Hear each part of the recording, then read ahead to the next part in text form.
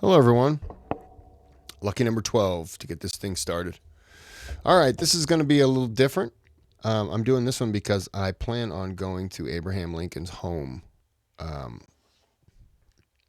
in the next couple of weeks. Kind of, kind of kicking that around. So, this is Secrets of Lincoln's Tomb, a memorial for the ages. Click that thumbs up, subscribe to the channel, helps me out. There's a thanks button here if you want to donate to the channel, request a video. Your name sponsors that video. You can still request without donating. It takes a little more time. Came across this. This is going to be 3 18-minute videos. I'm going to shut up. Let's get into it.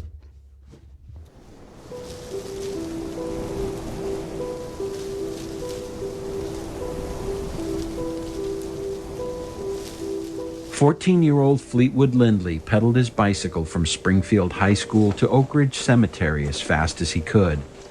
His father had phoned the school asking that he come to the Lincoln tomb at once so that he could witness something he would never forget.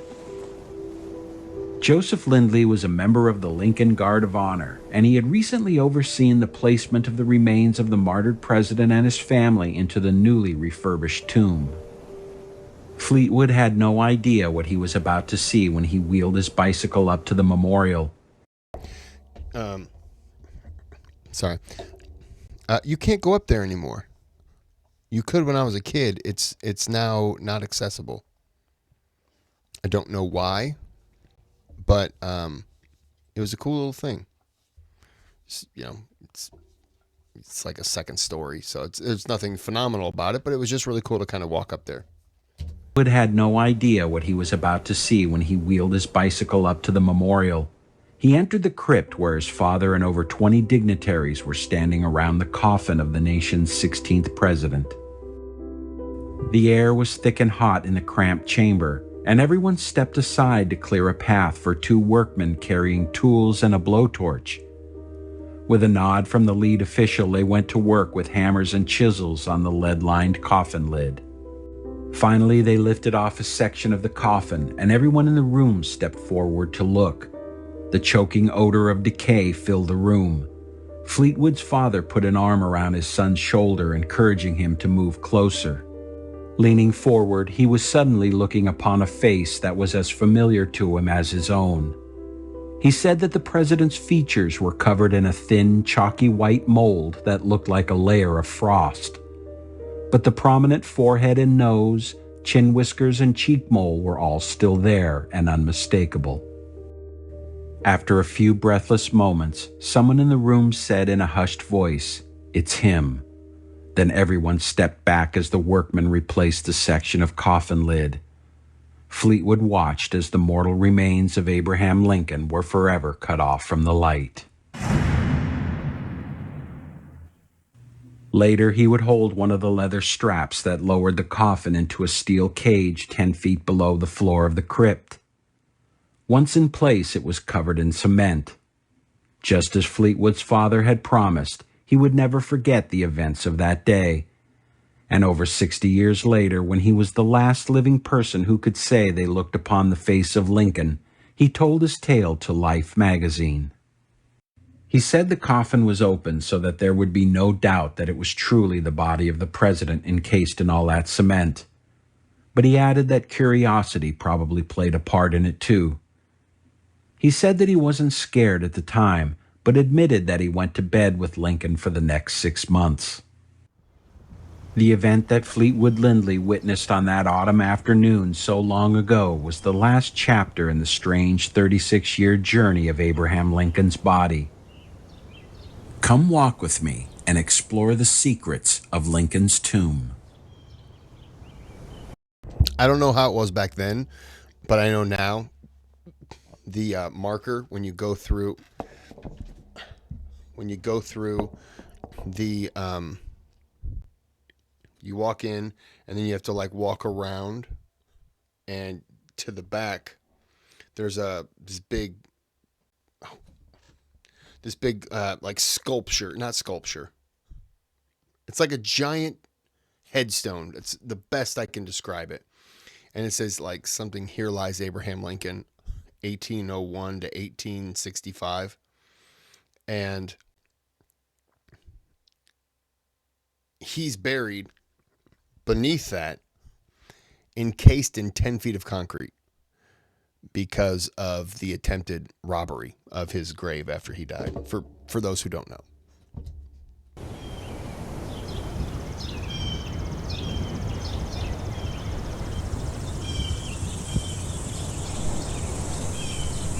In May 1860, Abraham... And a side note for anyone who's wanting to go to the home, you can go to the home, and then the museum is 6 blocks away, I think.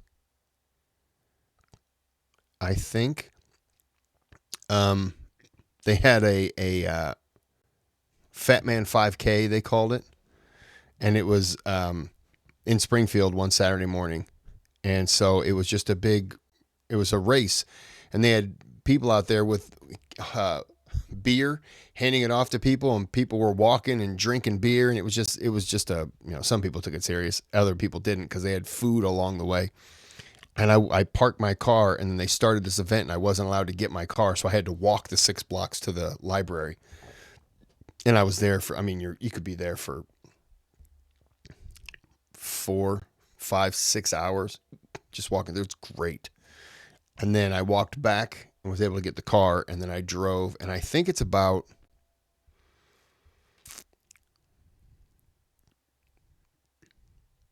I want to say 4 or 5 miles maybe. The cemetery from where his home is. I could be wrong on that. It could be a little further. Abraham and Mary Lincoln attended the dedication ceremony for Oak Ridge Cemetery. It was a perfect spring day, and the clean rural setting made the world seem new. The candidate and his wife strolled the grounds together. Lincoln was so taken in by the rustic beauty that he told his wife he hoped to be buried in a quiet place like this someday.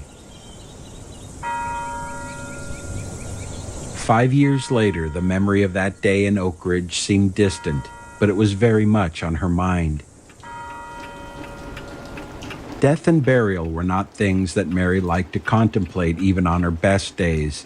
That's in the museum, this little thing right here.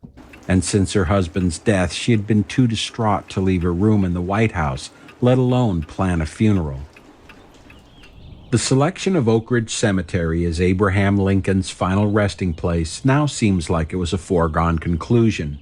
But in fact, the decision wasn't made until the last minute, and even then it wasn't without controversy. As Springfield was Lincoln's home, the state of Illinois requested that he be buried there, but Mary was hesitant. It was only after being persuaded by her son Robert that she gave her consent. Within days, a memorial committee was formed to oversee the burial arrangements. However, Mary and the committee had different ideas on where the grave should be located. Initially, Oak Ridge Cemetery was ruled out because it was in the country, and the committee feared it would take the focus away from the downtown area. The city had already purchased acreage in the middle of town, and they felt that having Abraham Lincoln's grave there would be more convenient for tourists, but more importantly, it would stimulate business. They were so sure of themselves that they began construction on the president's tomb without notifying his widow. When word reached Mary, she was incensed. She telegraphed Springfield, informing them that the only acceptable burial site for her husband would be in Oak Ridge Cemetery. Furthermore, she warned them that if her wishes were not obeyed, she would have her husband interred at Chicago, or in the crypt originally prepared for George Washington beneath the rotunda of the U.S. Capitol building. It was not the response they'd been expecting. Unlike her husband, Mary Lincoln was not well liked by Springfield's intelligentsia, and this only cemented their mutually low opinions of each other. One Springfield resident bluntly described the town's feelings. The people are in a rage, and all the hard stories that were ever told about her are told over again. She has no friends here.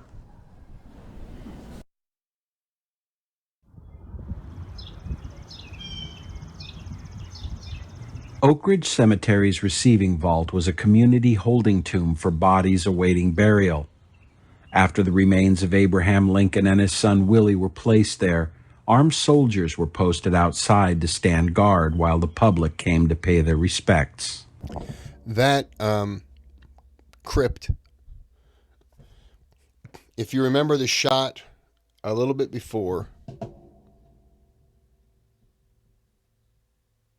right there, that crypt is off to the right, and then down a hill there's like a little footpath, and it kind of wraps around, and there's a little sign on here that says the original crypt of Abraham Lincoln.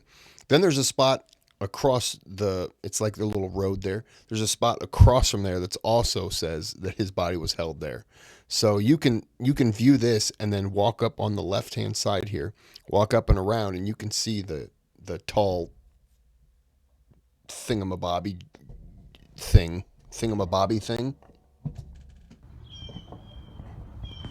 Although the vault hasn't been used since the 1870s, it still exists to this day, preserved as part of the Lincoln Tomb State Historic Site. And despite a few cosmetic alterations, it remains largely unchanged from the way it appeared when it was built. In May 1865, the National Lincoln Monument Association was incorporated. Comprised of civic and business leaders, it was headed by Illinois Governor Richard Oglesby. Their mission was to build a permanent burial place and lasting memorial for the martyred president. And as no one yet had any idea of what that would be or how or when it would be finished, the association's first task was the installation of a temporary tomb. In June 1865, construction began on the northeast slope of the hill between the receiving vault and where the final monument would eventually stand. 6 months later, the tomb was ready, and on December 21st, the bodies of President Lincoln and his sons Edward and William were transferred to their new accommodations. The association had also launched a nationwide fundraising drive, and largely through donations from private individuals, they managed to raise nearly $200,000, which is equivalent to almost $4 million today. There was also an open design competition for the Lincoln Monument. Out of the dozens of proposals received, they chose a design by Larkin Mead, an American sculptor living in Florence, Italy. I thought that was Rutherford B. Hayes for a second. His concept was for a 100-foot obelisk rising from a large base ornamented with a larger-than-life bronze sculpture of Abraham Lincoln as commander-in-chief. Complementing that theme, there would be 4 other bronzes depicting the infantry, cavalry, artillery, and navy. At the southern end of the monument would be a memorial hall where artifacts depicting the life of the great emancipator would be displayed. On the northern side would be the crypts, containing the mortal remains of Lincoln and his family. Ground was broken on September 9, 1869, and nearly 2 years later, although still incomplete, the tomb received its first occupant. But it was not the body of President Lincoln.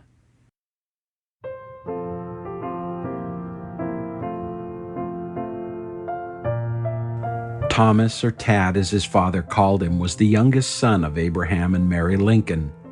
After the death of his older brother Willie in 1862, Tad became nearly inseparable from his father. He was the only member of Lincoln's family to formally pose with him for a photograph. Known as a Little Terror, Tad had unsupervised run of the White House. He notoriously interrupted meetings and paraded goats and other animals through the halls and chambers. His behavior caused great annoyance to the president's cabinet members and White House workers, but it delighted his father, who indulged him endlessly. After learning his father was dead, Tad remarked bitterly that he was no longer a president's son, and that he was just plain old Tad now, like other little boys. In the years that followed, he was his mother's constant companion. As a result of speech and learning disorders, he had very little formal education. Mary substituted it by bringing him along on trips to Europe, where they lived for almost 3 years. After returning from one such trip in 1871, Tad became ill and died suddenly on July 17th at the age of 18. When his body was brought to Springfield for the funeral, over 2,000 attendees were on hand at Oak Ridge Cemetery when his coffin was deposited in the new tomb. He would later be joined by his two older brothers and his much-beloved father, while work on the monument continued.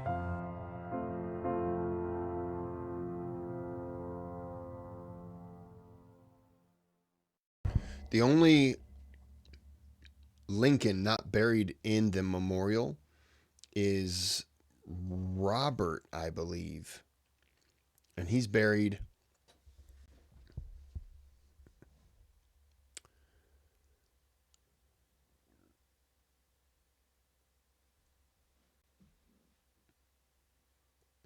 I'm not glitching. He's buried in DC. The big, I can't, it's not even coming to me at all now. You know, Robert E. Lee's family owned it. Then they started burying things. He's buried there because he was a soldier. And he did not want to be buried. I think he had a family maybe, and, it was just room for one.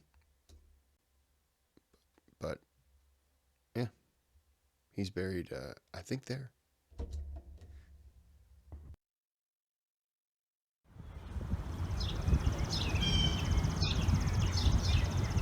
After President Lincoln was moved to the permanent tomb, the temporary vault was demolished to make sure that it would not be used by anyone else. Today, a plain granite block marks the spot on the hill where it once stood. By 1874, nearly a decade had passed since Lincoln's death. His tomb was complete except for the 4 military sculptures. The Army had donated captured Confederate cannons, 25 tons worth, to be melted down and used for the bronze statues. However, the foundry had only been able to cast the statue of Abraham Lincoln. But that wasn't the only problem vexing the tomb's builders.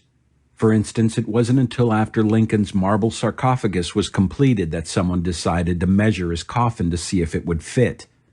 When it didn't, the original coffin, made of walnut and decorated with sterling silver handles and badges, had to be replaced. Frustrated by delays, Richard Oglesby, chairman of the Memorial Association, raised concerns that he and the organization's other members might not live long enough to see their work completed. And rather than wait for the statues, they organized a dedication ceremony to be held on October 15, 1874.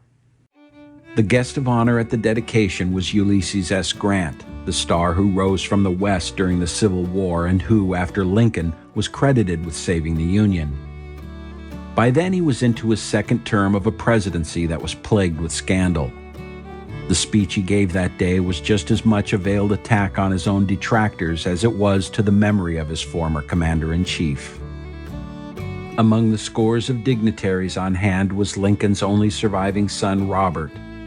In January 1865, he told his father he wanted to see something of the war before it ended, so he left Harvard Law School and joined the Army. Appointed to General Grant's staff, he was present when Lee surrendered at Appomattox Courthouse. 9 years later, he was a married father of 2 with a law practice. Above it all, he carried the lifelong responsibility of being the standard-bearer of his father's legacy. Also present that day was Grant's friend and staunchest ally, William Tecumseh Sherman. He famously said that war is hell and proved it in 1864 with the Scorched Earth campaign that laid waste to Georgia. The only thing Sherman detested more than politics was politicians, but of Lincoln he said, "Of all the men I ever met, he seemed to possess more of the elements of greatness combined with goodness than any other." Another hero of the Civil War at the dedication was the brash young George Armstrong Custer. He had recently returned from an expedition into South Dakota where he confirmed the discovery of gold on French Creek, triggering the Black Hills Gold Rush. During the Indian Wars, he rose to distinction on the Great Plains with the 7th Cavalry. In less than 2 years' time, Custer's colorful military career and life would come to a sudden and shocking end at the Battle of Little Bighorn.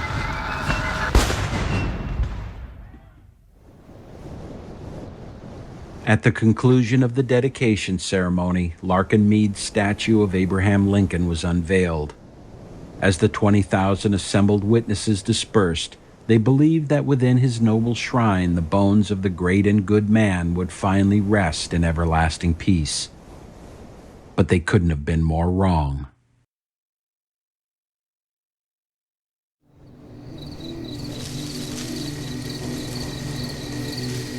On the dark, moonless night of November 7th, 1876, 3 men approached the Lincoln tomb from the northwest. They had come down to Springfield from Chicago with a bold plan. They were members of a ring of counterfeiters who had fallen on hard times ever since their engraver Ben Boyd was sent to prison for 10 years.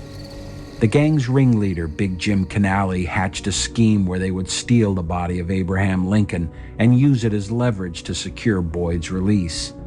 For good measure, they would also demand a $200,000 ransom. 2 of the men were Jack Hughes and Terrence Mullins. The third man that night was Louis Swagels, an experienced grave robber who was brought along to help them pull off the caper.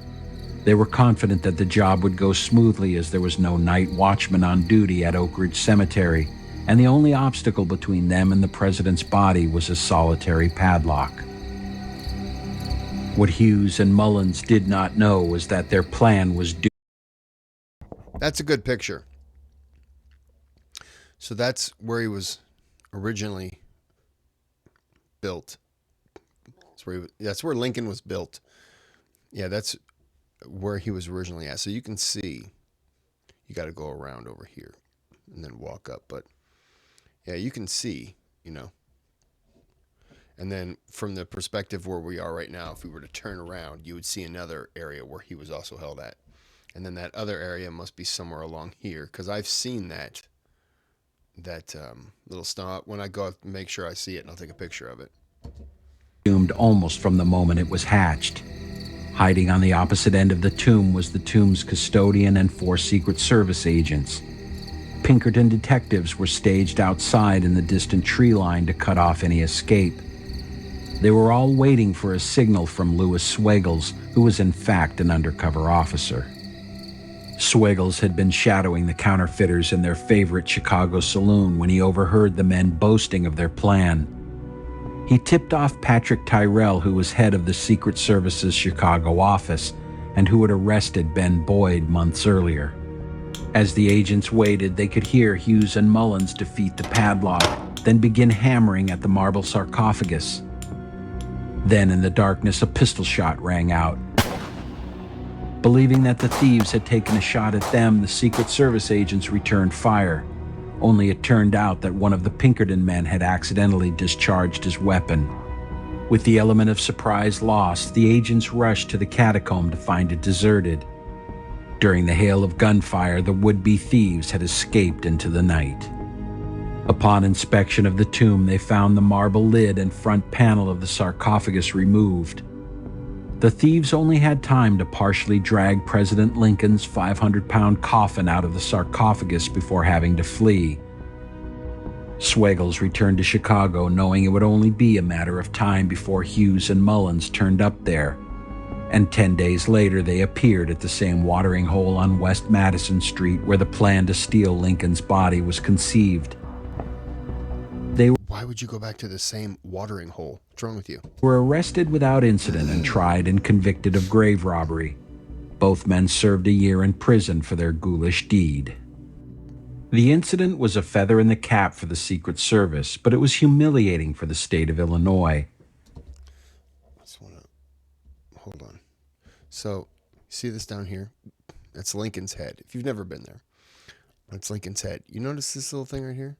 That's his nose. So, when you rub this, I don't remember what metal it is, but when you rub it, the oils on your hand actually cause it to, it kind of like turns a color. And people rub the nose for good luck. But as he's talking, listen to him, but watch this kid. You'll see him rub his nose. They're in the cap for the Secret Service, but it was humiliating for the state of Illinois. To ensure that it would never happen again, the Lincoln Guard of Honor was formed to protect the tomb from further desecration. In 1887, James Conkling, a member of the board of directors for the Lincoln Monument Association, issued a report to the public. After positively identifying the remains of the president, he attested that the coffins of he and his family were, quote, were lowered into a vault constructed beneath the floor of the catacomb and then encased in a mass of cement 6 feet deep, 8.5 feet wide, and 11 feet long. Over that, the tessellated marble floor was relaid, and the sarcophagus placed in the position it occupied formerly. Conkling said he was making this assertion so that he would no longer have to evade questions from visitors who wanted to know the whereabouts of the president. However, his assertion was in fact an evasion. What he could not tell them was that Abraham Lincoln's coffin was not buried beneath the catacomb. It was hidden beneath construction materials within the unused corridors of the tomb, where it would remain for another 14 years. Okay, well, we went a minute over. It's okay. I've never really wandered Oak Ridge Cemetery, but there is some other people that others know. I don't. But we're going to end it here. We will be back with part 2. Hope you're enjoying this. This is pretty interesting. So until next time, have a good day, have a good night.